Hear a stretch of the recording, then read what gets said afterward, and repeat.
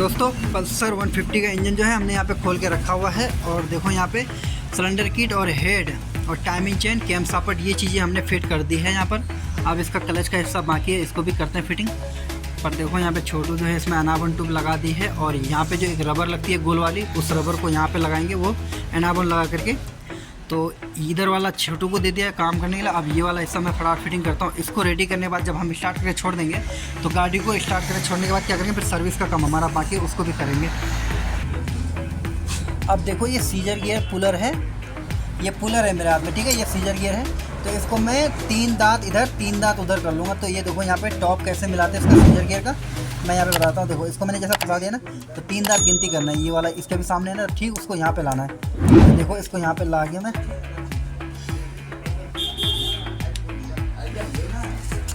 इसको उधर कर दिया। अब इसको उधर करना है 3 दांत। अब ये हमारा कंप्लीट हो गया, ठीक है। अब यहाँ पे देखो एक बारीक वाशर लगी हुई है, इसको हम यहाँ पे फंसा लेते हैं। फिर उसके बाद यहाँ पे इसको फंसाना है। तो ये देखो यहाँ पे डॉट दिया हुआ है ना इस गराड़ी में, हल्का सा डॉट, ये सफ़ेद कलर की जो निशान लगी हुआ है, इसको हम यहाँ पे इसको इस तरफ यहाँ पे रखे तब इसको यहाँ पे फिट कर सकते हैं हम।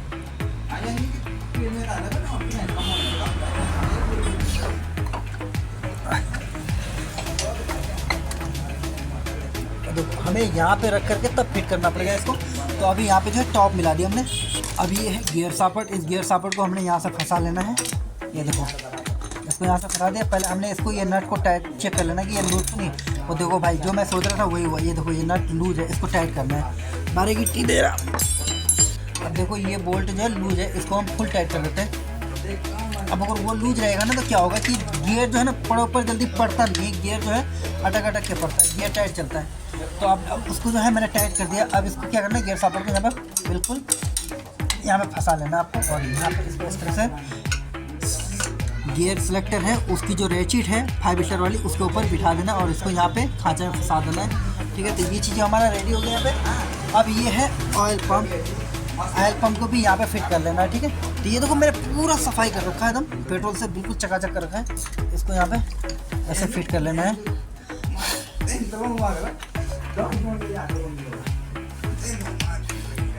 देखो इसका जो है एक भोगली निकल रखा है, ये वाली देखो, इसको भी लगा लेते हैं हम यहाँ पे।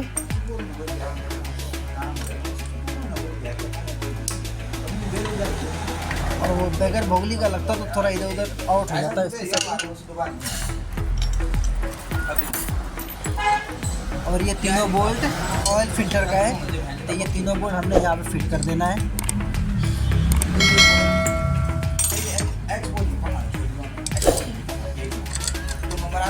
ये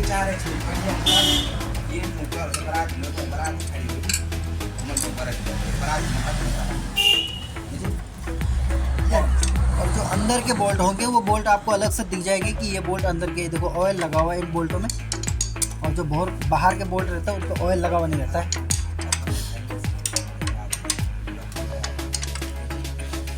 तो चलो अब हम क्लच कटोरा को फिट करते हैं। ये देखो ये है क्लच कटोरा, इसको हम फिट करेंगे तब जब इसका हम टाइमिंग मिलाएंगे। ये देखो अभी यहाँ पे हमें इतना मिलाना पड़ेगा तब बिठाना पड़ेगा, लेकिन हम उसको तब बिठाएंगे जब हम इसका ये वाली गरारी फिट करेंगे।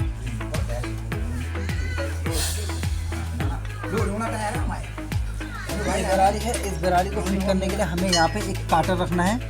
ये देखो यहाँ पे बारीक काटर है, ज़्यादा बारीक नहीं, चकोर वाली है। इसको यहाँ पे रखना है, बैठ जाए जल्दी।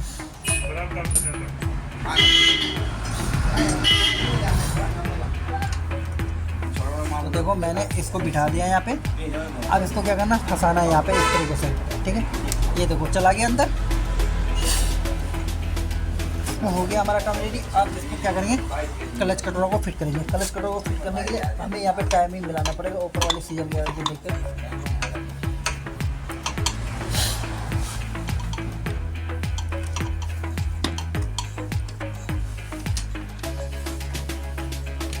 तो देखो क्लच कटोरा भी फिट हो गया अंदर।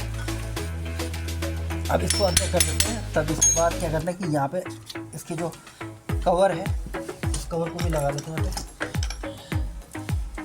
ये वाली कवर लगी, एक बारीक वाशर लगाना, इसको बिल्कुल भी नहीं भूलना आपने, हमेशा ध्यान रखना, ठीक है।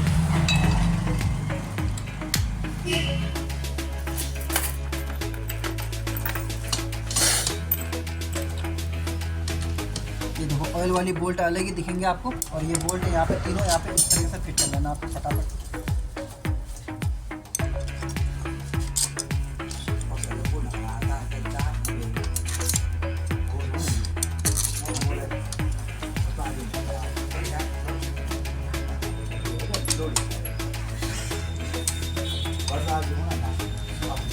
देखो ये हमने फुल टाइट कर दिया है। अब रह गया कि क्लच प्लेट का काम बाकी रह गया, क्लच कंट्रोल सारा चीज़ ये अंदर फिट हो गया है। पर लेकिन देखो यहाँ पे मुझे एक चीज़ दिखा है, हल्का सा यहाँ पे कचरा है, इस कचरे को साफ कर लेता हूँ मैं।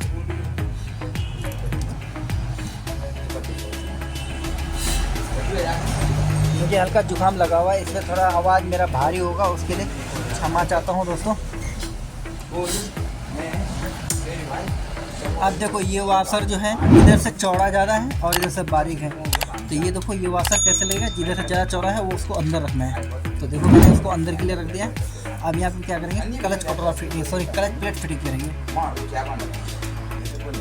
और देखो जैसे मैंने ये वाला हिस्सा इधर फिट कर रहा था, तब तक ये छोटू जो है इधर वाला हिस्सा पूरा फिट कर दिया है। अब इसका जो है ऊपर के नट बोल्ट है, इसको टाइट करने के बाद सारा काम फिट हो जाएगा। जब तब ये वाला हिस्सा रहेगा, इसको भी फिट करने के बाद हम इसको स्टार्ट कर देंगे, तब करेंगे इसकी सर्विसिंग। हाँ बिल्कुल इसमें जान नहीं है, तो हम इसको क्या करेंगे, हल्का हल्का रेग मार से घील देंगे इसको, और इसको घील देंगे तो इसकी जो इसके बाद क्या होगा, क्लच प्लेट जो होगा ना उसको बिल्कुल पकड़ बनाएगा, बिल्कुल स्लिप नहीं मारेगा। तो इसको हम सारे प्लेट जो है घिसेंगे ऐसे करके। अब ये देखो हब और सेंटर में ये दोनों रिंग लगेंगे, एक रिंग नीचे लगेगी और एक ऊपर लगेगी। तो ये दोनों इसको अब ऐसे लगा लेना, और जो ये हल्का सा ऊपर रहेगा उसको ऊपर के लिए रखना है, ठीक है। और जो डाउन के लिए उसको ऐसे नहीं रखना है। इसके बाद क्या लगेगा, ये वाला लगेगा बारीक वाला। बारीक वाले के बाद क्या लगेगा, प्रेशर प्लेट। ये देखो प्रेशर प्लेट मैंने घिस रखा है। अब इसको यहाँ पे ऐसे फिट करते हैं, और क्लच प्लेट भी लगा लेना है, फिर उसके बाद प्रेशर प्लेट। तो इसी तरीके से सारी चीज़ें फिट होनी है यहाँ पर।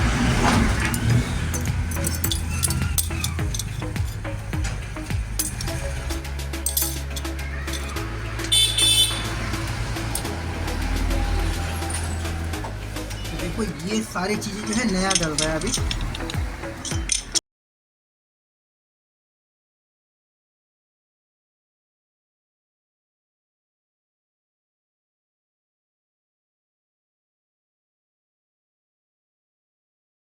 ये हमारा फिटिंग हो गया है। अब इसमें लगाएंगे यहाँ वाला एक वाशर और नट। तो मैं आपको बता दूँ, ये देखो जिसमें इसमें डॉट नहीं है, डॉट वाली वाशर नहीं है, ये विदाउट डॉट वाली है। तो देखो जैसे ये उठा हुआ है, इसको बाहर रखना है, जो अंदर के लिए दबा हुआ है उसको अंदर रखना है, ठीक है। तो इसको ऐसे फिट करना है। और ये देखो इसकी नट की हालत ख़राब कर रखी है इधर से चोट मार के, तो मैं इसको फिर ऐसे ही लगा देता हूँ, क्योंकि मेरे पास ये वाला नट नहीं है।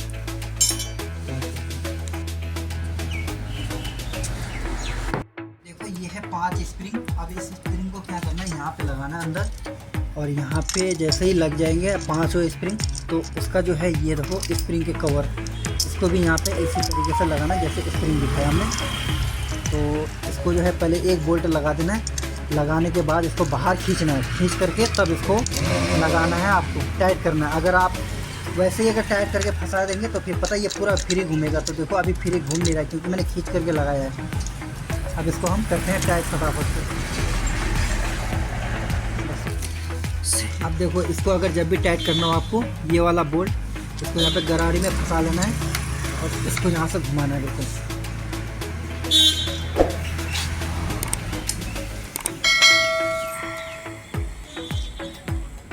बोल्ट यहाँ पे जो फुल टाइट कर दिया हमने।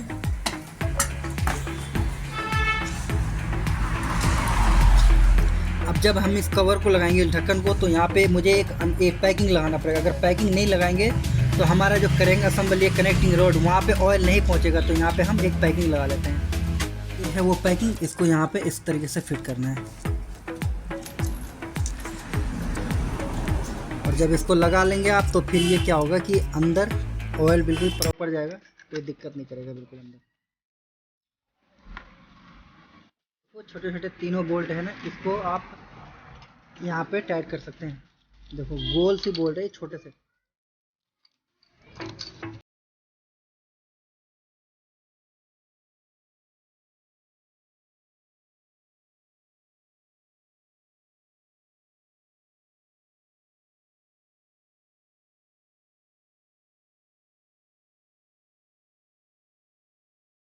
ऐसे भी छेद है और दोनों तरफ वाशर लगेगा और ये बोल्ट यहाँ पे लगेगी। तो इसको हम पहले अंदर लगा लेते हैं इस वाशर को। सॉरी यार, वो वाशर गिर रहा है। वाशर यहाँ पे लगा दिया है। अब इसको एक अंदर से रखना है, एक बाहर से। और ये देखो, पहले हाथ से चूड़ी पकड़ा लेना बोल्ट का।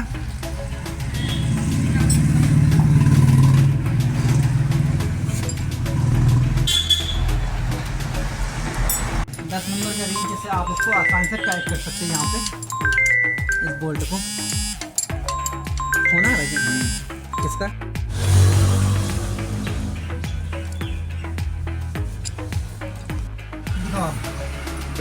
अब देखो ये टाइमिंग चेन टाइट करने वाला टेंशनर है। अब इसको हम यहाँ पे लगा रहे थे, देखो ये इसको हम ऐसे टाइट नहीं कर सकते, नहीं तो हमारा टेंशनर ख़राब हो जाएगा और फेल हो जाएगा। तो अब इसको हम क्या करेंगे, यहाँ पे रेती से इसको थोड़ा इसको पूरा अंदर के लिए पुश कर देंगे। ये देखो अंदर के लिए पुश हो गया। अब इसको हम यहाँ पे फिट कर सकते हैं आसानी, देख लो पूरा अंदर चला गया। अब उसके बाद जब ये दोनों बोर्ड लग जाएगा तो यहाँ पे फिर से हम उल्टा घुमाएंगे, फिर वो टाइमिंग चेन टाइट कर लेगा।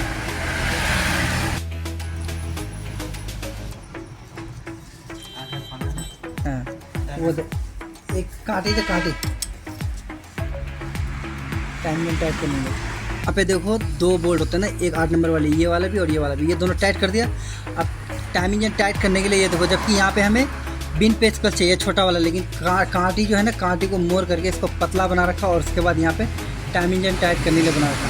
तो देखो इसको जितना आप उल्टा घुमाएंगे उतना आपका टाइमिंग टाइट होगा। तो इसको मैंने यहाँ पे फुल टाइट कर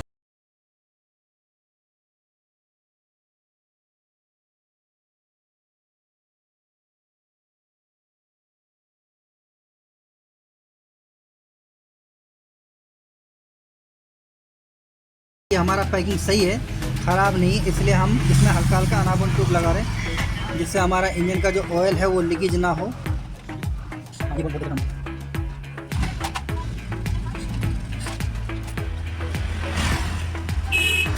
तो ये ठेसी जो आप देख रहे हो यहाँ पे, ये ठेसी यहाँ पे नीचे ऑयल पंप गरारी में लगा रहता है, ये वाला ठेसी। और ये आप देख रहे हो यहाँ पे ये वाला हिस्सा, जब हम क्लच दबाते हैं तो ये देखो यहाँ पे इसको पुश करता है, और जब ये पुश होता है अंदर बाहर के लिए निकलता है अंदर से, तो यहाँ पे ये जो बेरिंग है यहाँ पे दबाता है। और जब भी आप इस क्लच कवर को लगाएंगे तो ये हमेशा ये ठेसी ध्यान रखना है, इसको बिल्कुल निकलना नहीं चाहिए। अगर ये निकल गया तो आपका रोकर में ऑयल नहीं पहुँचेगा, पूरे इंजन में ऑयल सर्कुलेशन नहीं बनेगा। तो चलो इसको अब मैं फिट करता हूँ। छोटू चल चेन को वर्क को।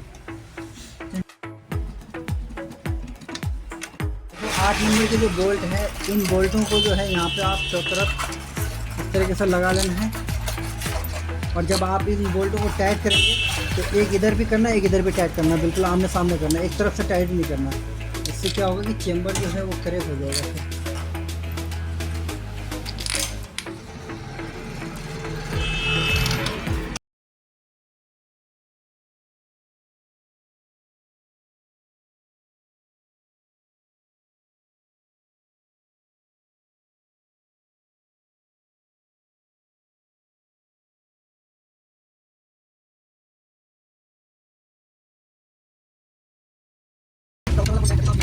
आमने सामने करेंगे तो चेम्बर खराब हो जाएगा।